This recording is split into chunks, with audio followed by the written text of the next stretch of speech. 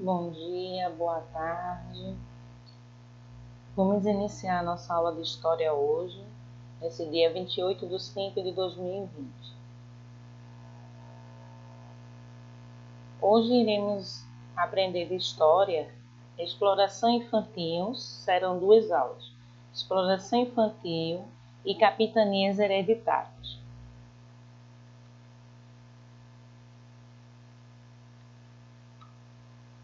A exploração infantil. O que vem a ser exploração infantil? Apesar de existir legislação que proíba oficialmente, só baixar aqui um pouquinho, esses tipos de trabalho é comum nas grandes cidades brasileiras a presença de menores em cruzamentos de vias de grande tráfego, vendendo bens de pequenos valores monetários. Eu não sei quando vocês vão aqui no centro, no nosso centro da nossa cidade, em São Lourenço, a gente não encontra muito. Mas se você partir para o Recife, quando for ao médico e às compras, a gente pode observar nos sinais de trânsito menores vendendo pipoca, fazendo malabarismo, limpando o retrovisor dos carros. Isso tudo são vias de tráfico vendendo bens de pequenos de valor monetário. Só um pouquinho, tá?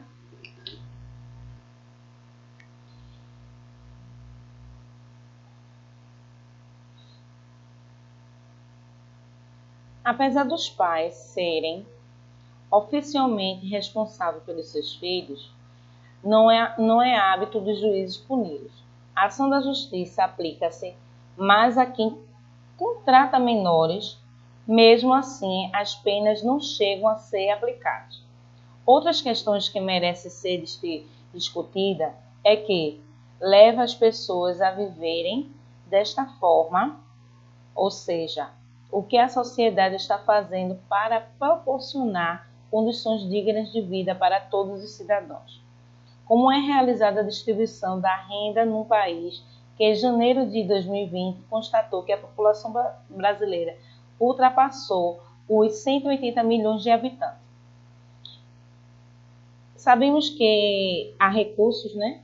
Tem pessoas que têm umas pessoas saindo para trabalhar, antigamente as pessoas saíram a trabalhar por necessidade, né?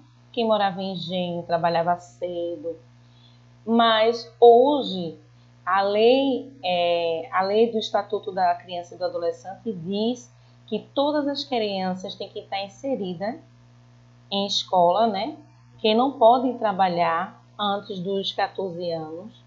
E quando tem a forma de trabalhar a partir dos 14 anos, dos 14 aos 24 anos, eles são considerados jovem aprendiz. Ou seja, ele faz na metade de um horário, né, de um expediente. Se o expediente for de 8 horas, eles trabalham 4 horas semanais e ganham uma ajuda de custo. Aí isso não é considerado uma exploração infantil. Isso é um trabalho remunerado, tá? Onde a idade permite que eles trabalhem 4 horas. Não essas crianças que vivem na rua pedindo por um adulto que ficou em casa, que poderia ir trabalhar, ou por outras situações.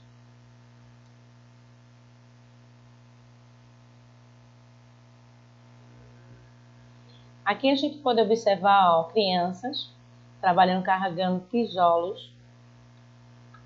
Aqui, ó, crianças quebrando pedra, né? Pode ver, ó, o tamanho das crianças e as condições que elas vivem. Criança, ó, recolhendo o lixo, engraxando sapatos, ó, empilhando tijolos. A exploração do trabalho infantil ocorreu de muitas formas. Além do trabalho escravo, muitas crianças passam também pela exploração sexual, entre outros tipos de maus tratos. O trabalho infantil é toda forma de trabalho exercido por crianças e adolescentes abaixo da idade mínima legal permitida para o trabalho, conforme a legislação de cada país.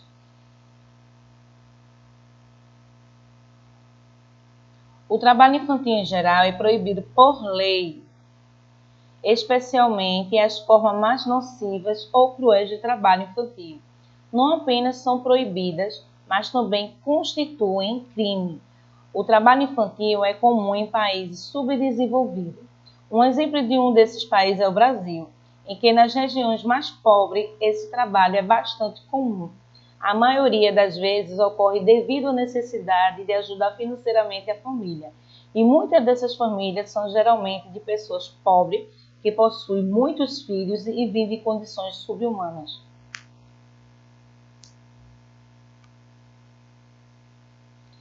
Apesar de existir legislação que proíba oficialmente, esse tipo de trabalho, é comum nas grandes cidades brasileiras a presença de menores e cruzamentos de vias de tráfico vendendo bens de pequenos valores. Também, apesar dos pais serem, oficialmente, só estou relembrando dos primeiros slides, mas aqui no Brasil, desde 2014, é constatado que a população brasileira, gente, ultrapassa mais de 180 milhões de habitantes em condições subhumanas. Então, o que a gente pode observar na aula anterior? Que toda criança tem o direito de brincar, de estudar, de uma boa alimentação, de uma moradia. Ele não pode, em momento algum, trabalhar de menor para poder sustentar quem está em casa, que são os pais de maiores. Ter cuidado também com essas situações de pessoas que se aproveitam da situação de ver uma criança sem condições financeiras e tentar explorá-la sexualmente. Jamais deixe acontecer. Enfim, então a exploração infantil é isso. E agora a gente vai entrar na nossa segunda aula, que é boa, você já conhece, que é sobre as capitanias hereditárias. O que vem a ser capitanias hereditárias? Vamos lá?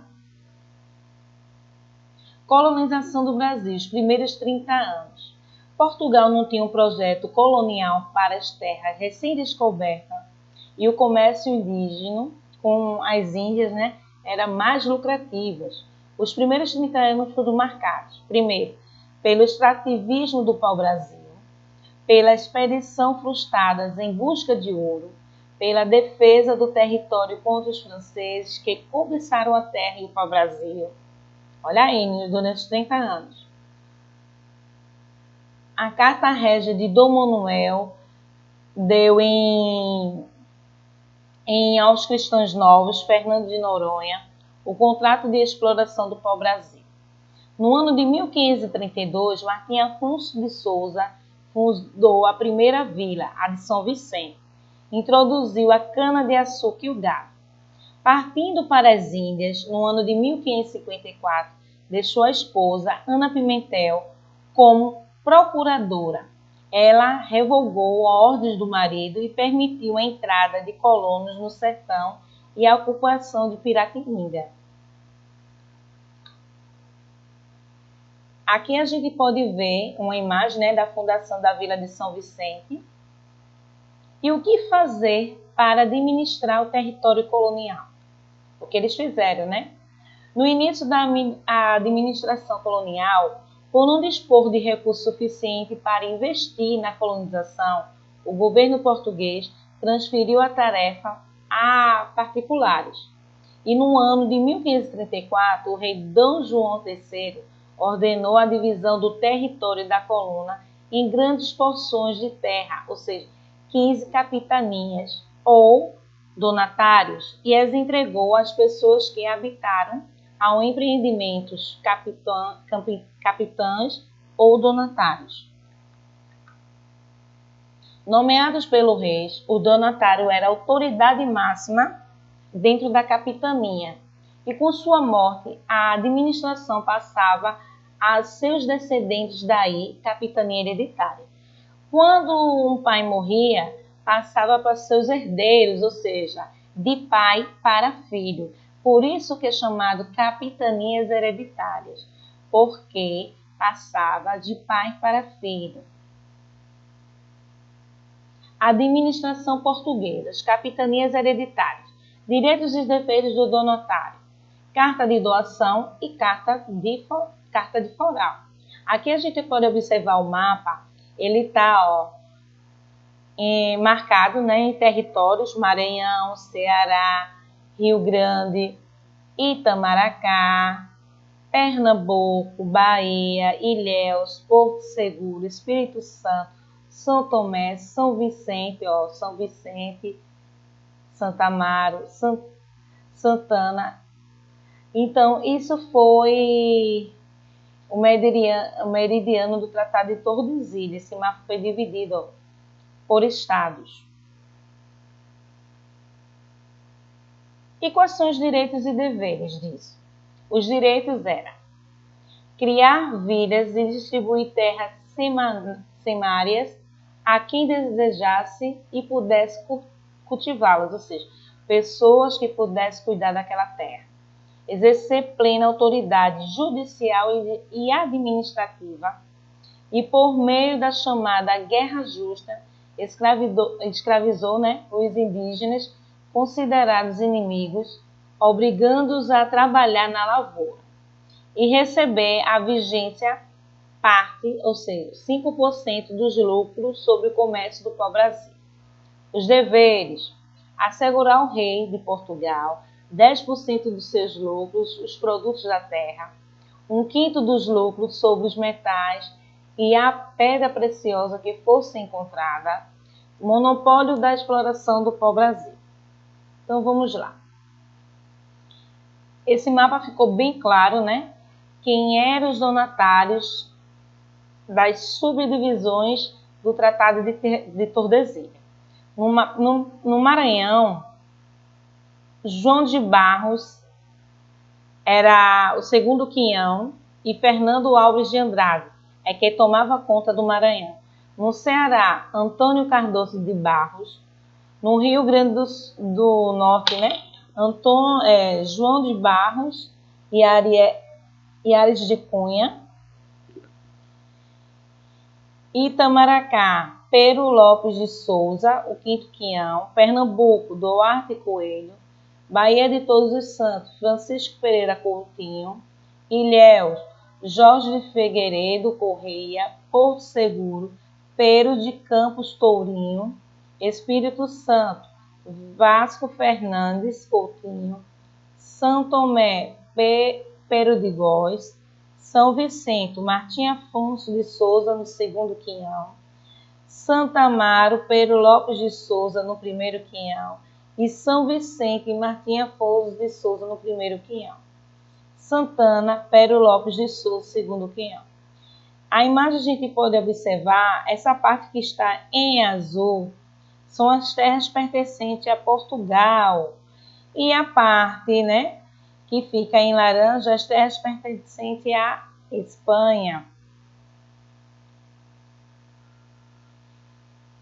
Os problemas com o sistema da capitania: falta de recursos dos donatários, revolta dos povos indígenas, isolamento das capitanias e dificuldades com a lavoura. Aqui é a imagem de São Vicente e aqui é a imagem de Pernambuco. Resultados positivos: foram lançadas as bases da colonização, formaram-se os primeiros núcleos de povoamento, como São Vicente, Olinda e Santos. São Vicente, Ilhéus, Olinda e Santos. Preservou-se a posse das terras, foram reveladas possibilidades de exploração econômica da colônia, como o início do cultivo da cana-de-açúcar.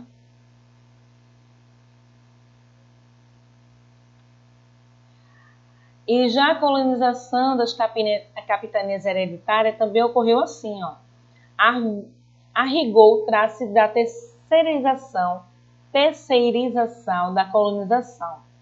A iniciativa privada, responsável por fazer a terra prosperar, O litoral foi dividido entre o Rio Amazônia e o São Vicente em 12 capitanias hereditárias, variando entre 30 e 100 léguas, mas de extensão indefinidas para o território, como foi dividida as capitanias. As 4 capitanias situadas entre Paraíba do Norte e o Amazonas não foram ocupadas durante o século XVI. No mapa da época, como a divisão das capitanias hereditárias original, o Tratado de Tordesilhas é o limite para os territórios portugueses.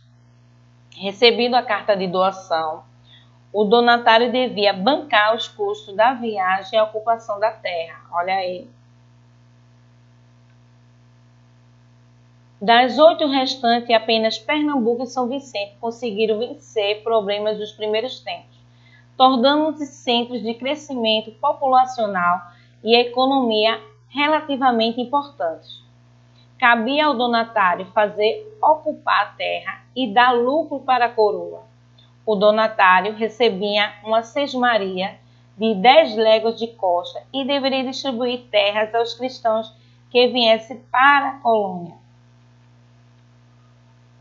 Ao vir tomar posse de sua terra, o capitão donatário trazia 2 documentos, a carta de doação e o floral. A carta de doação confirmava a posse sem direito de venda, dava ao donatário o dever de fazer a terra produzir e o direito de fazer justiça, escravizar e vender indígena dentro e fora da colônia, no máximo 30. Esses nativos precisavam ser capturados mediante da guerra justa ou legítimo comércio. Já o floral tratava principalmente dos tributos definidos, o que pertencia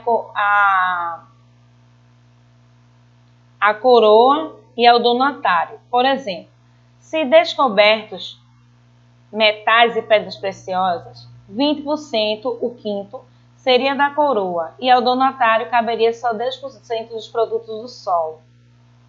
Garantia para a coroa o monopólio do pau-brasil e de especiaria.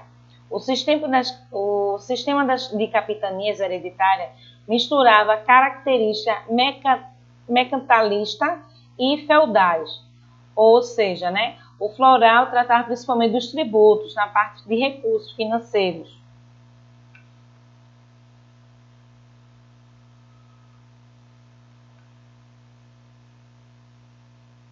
Como o sistema não funcionou como metrópole, esperava e foi nomeado um governador-geral, que a gente vai aprender na próxima aula, O governador-geral, que o primeiro governador-geral foi Tomé de Souza, no ano de 1541. O caráter hereditário das capitanias só foi extinto com o Marquês de Pombal em 1759, mediante da indenização do Estado. E no dia 28 de fevereiro de 1821, o nome da capitania foi abolido e a maioria das capitanias passou a ser chamada de províncias. Então, a nossa atividade de hoje, você sabe que história é a prática da leitura para compreender, lê e compreende. A atividade do dia de hoje vai ser a atividade de exploração infantil e capitanias hereditárias. Livro didático 32, 34 e 35. Livro de reforço 72, 73 e 74. Aproveite esse momento para estudarem e logo estaremos todos juntos, tá? Beijinho.